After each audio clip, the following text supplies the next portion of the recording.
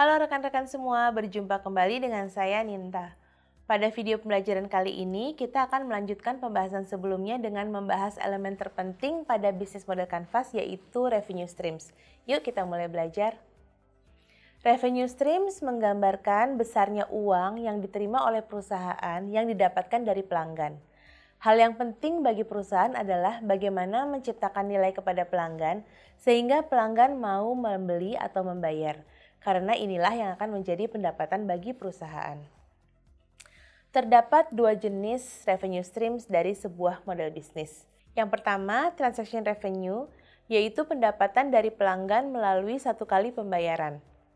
Dan yang kedua, recurring revenue, yaitu pendapatan berulang dari pelanggan atas manfaat yang diterima ataupun layanan purna jual yang didapatkan. Terdapat beberapa macam revenue streams yang diterima perusahaan. Yang pertama, penjualan aset, di mana ini didapatkan melalui penjualan produk fisik yang dimiliki oleh perusahaan. Kedua, biaya pemakaian, di mana ini merupakan pendapatan yang diperoleh yang bergantung dari besaran pemakaian layanan oleh pelanggan.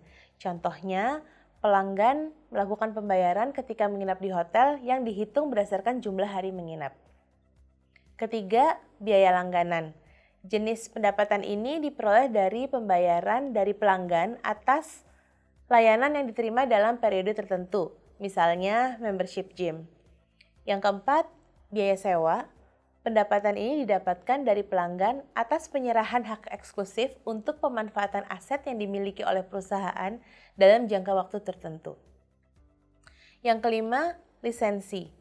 Pembayaran atas lisensi didapatkan dari pelanggan di mana mereka mendapatkan izin untuk menggunakan hak atas kekayaan intelektual perusahaan yang dilindungi secara hukum.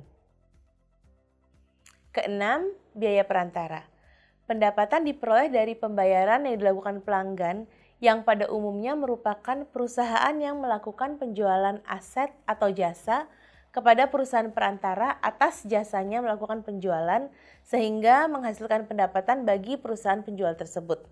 Contoh paling mudahnya adalah perusahaan agen properti ataupun agen asuransi. Dan yang terakhir adalah iklan. Pendapatan ini diperoleh dari biaya iklan atas produk atau layanan tertentu. Pada umumnya, industri media biasanya bergantung pada pendapatan dari iklan. Nah, gimana rekan-rekan? Semakin menarik ya pembelajaran kita. Semoga video ini dapat memberikan inspirasi baru dan semoga penyampaiannya cukup jelas ya. Sampai ketemu di sesi berikutnya.